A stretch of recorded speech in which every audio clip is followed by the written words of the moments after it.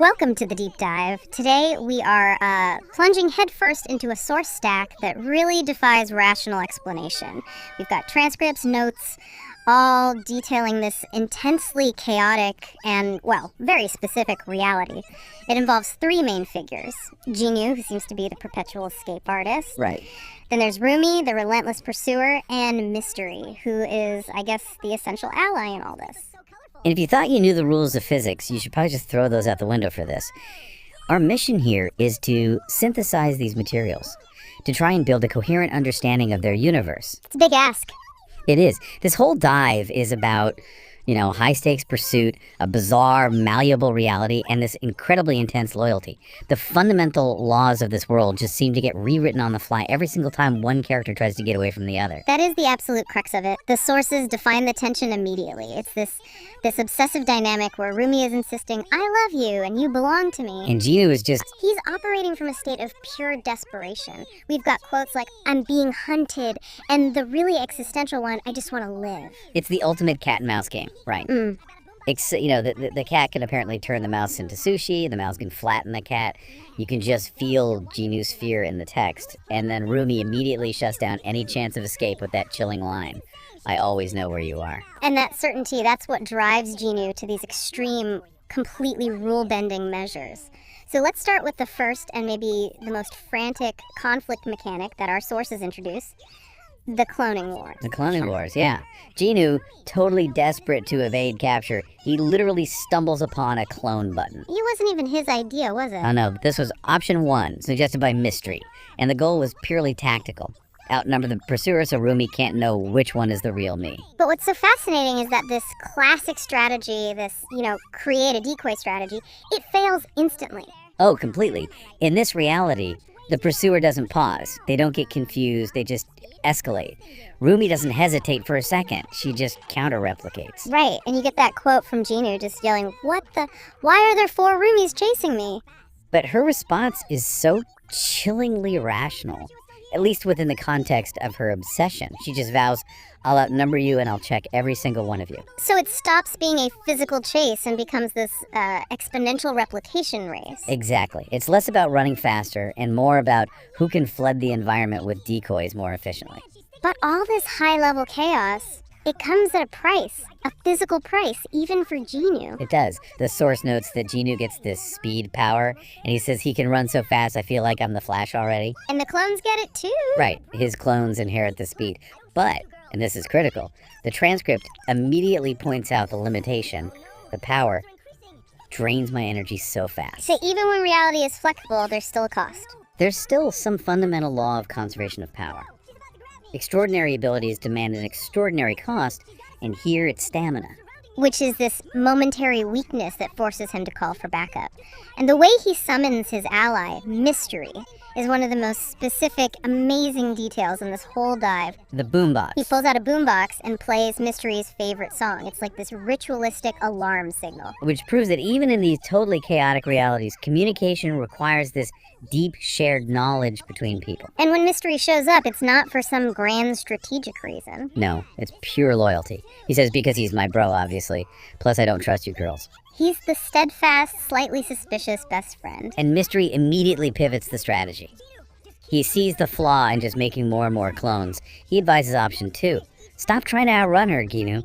Use the terrain. And the terrain they use is, well, it's spectacular in how useless it seems at first. Right. Jinyu tries to use a non-functional pirate ship. A bunch of just strange, distracting architectural things. But the final, most desperate escape attempt, it involves getting to the rooftop of this insanely high building and just jumping. Which sounds like pure defeat. It does. But it's actually desperation with a purpose. It turns out this aggressive verticality is the key.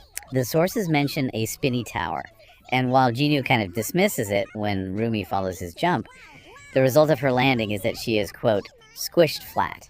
And that's the moment. That's when the laws of physics officially check out and it just becomes cartoon logic. You have to ask, why does falling off a building turn her into a pancake? It's almost like the reality they're in knew that cloning had failed as a strategy, and it needed a new, more absolute way to contain her. And what's fascinating is how the terrain itself becomes a weapon that's, like, perfectly tailored to the plot. Mm-hmm. Mystery sees his new rule set immediately and just advises Gina to keep luring her into jumping from high places. The logic is so simple and so chilling. She'll get more and more squished each time. They are adapting to the emergent, gravitational physics of their situation in real time. The ultimate result of this systematic flattening is truly bizarre. Yeah. Roomie doesn't just get injured. She transforms into an entity that is as thin as a piece of paper. This isn't just being incapacitated, it's an evolution. Or radical transformation. Yeah. And it gives these strange, new, kind of paradoxical powers. She claims she can literally see bacteria now because she's so thin. And that she can pass right through Genu. But the conclusion of this whole segment is so decisive. Flat Roomie is deemed harmless now. The pursuer is neutralized, not by defeat, but by forced physical mutation. So she's flattened into harmlessness, but she gets microscopic vision and ghosting abilities. That's the meta rule of this universe, isn't it? Every consequence, no matter how extreme, it just creates a brand new set of rules you have to deal with immediately. Speaking of new rule sets, the narrative then just takes a hairpin turn, away from physical pursuit and into psychological conflict. Yeah, once the external chase was neutralized, it's like the conflict had to shift inward. To the realm of mental warfare.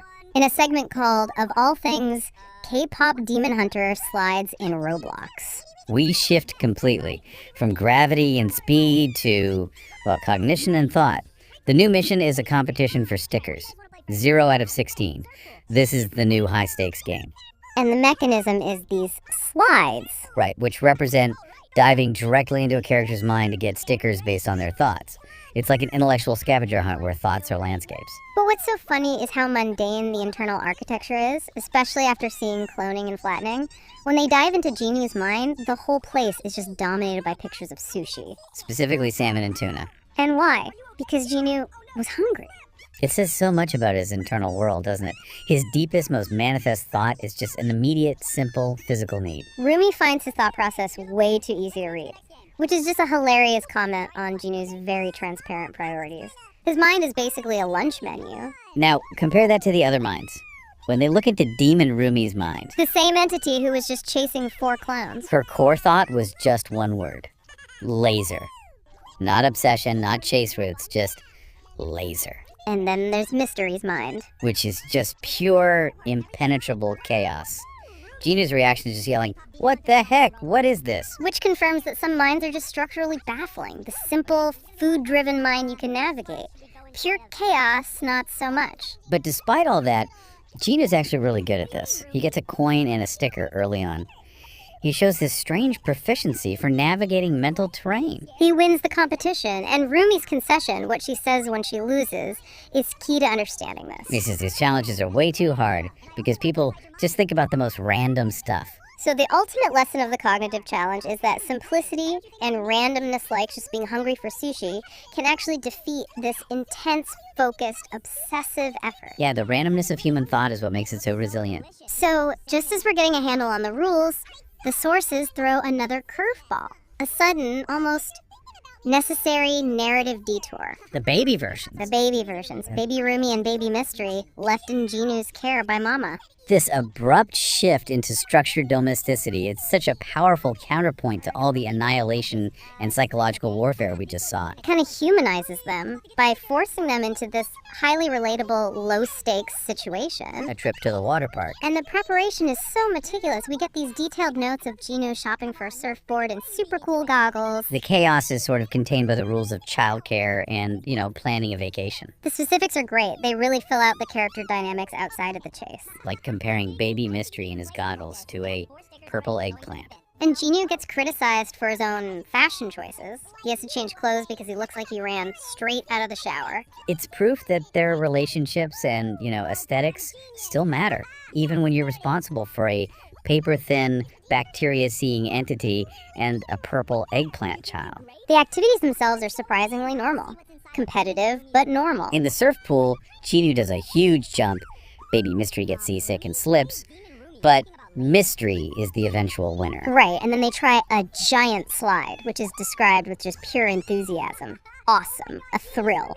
This whole domestic interlude, as bizarre as it is, it lets the characters kind of reset their loyalties and their rivalries in a safe, recreational space. Before the chaos inevitably comes back.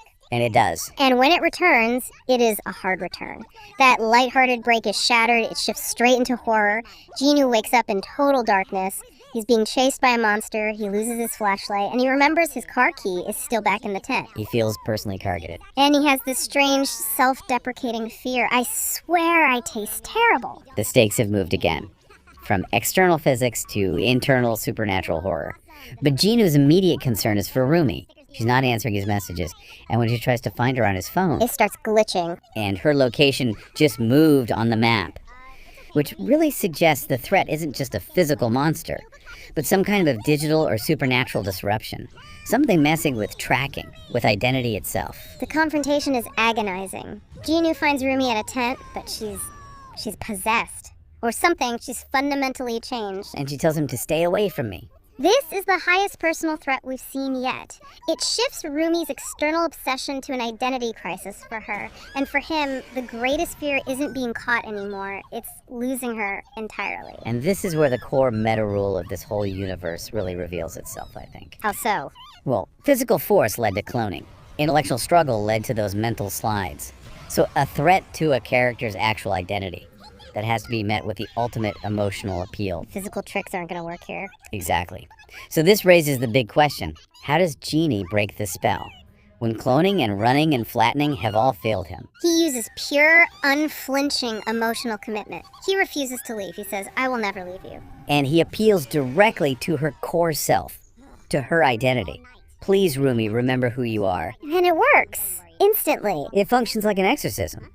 It proves that in this deeply chaotic reality, the emotional and personal commitments between the characters, that is the ultimate, most reliable, most powerful mechanic they have. Loyalty is their greatest superpower. The resolution is immediate, the danger seems to pass, Roomie is apparently fine. But the source leaves us on this perfectly ambiguous note. Jinwoo's sudden questioning repetition of her name, Roomie Room. It suggests this lingering trauma, or maybe a doubt. Is the cure complete? And they conclude that their next step is to tell a third party. They agree they should tell Joey about this. So to try and synthesize this for you, what these sources depict is a world defined by extreme, immediate, and utterly absurd consequences. Every single problem-solving method Jinwoo tries, cloning, speed, terrain, is immediately met with an equally extreme countermeasure from Roomie or from the environment itself. Right. Pursuers can be flattened into paper. Thoughts can literally become traversable architecture. And yet, the most profound and powerful action they can take is still just a simple, heartfelt, emotional appeal. So what does it all mean? I mean, we've seen that physical, mental, and supernatural challenges are all on the table, and they're all equally deadly. The ultimate knowledge we gain from this is that every law of physics and cognition seems to bend to the emotional necessity of the plot. But loyalty, mystery, helping Jinwoo saving Roomie, that's the one constant. It's the anchor that stops the entire reality from just spinning out of control. Right, so we know Jinwoo saved Roomie from possession using the power of emotional commitment, and they plan to tell Joey. But we also know that, earlier in this timeline, Roomie was left squished flat, thin as paper, and seeing bacteria, and deemed harmless. And if every consequence introduces a new rule, how does the physical consequence of flatness interact with the emotional drama of possession? Is flat Roomie still lurking out there? Maybe possessing other entities, or just waiting to be unfolded? Something for you to ponder as you navigate your own reality today.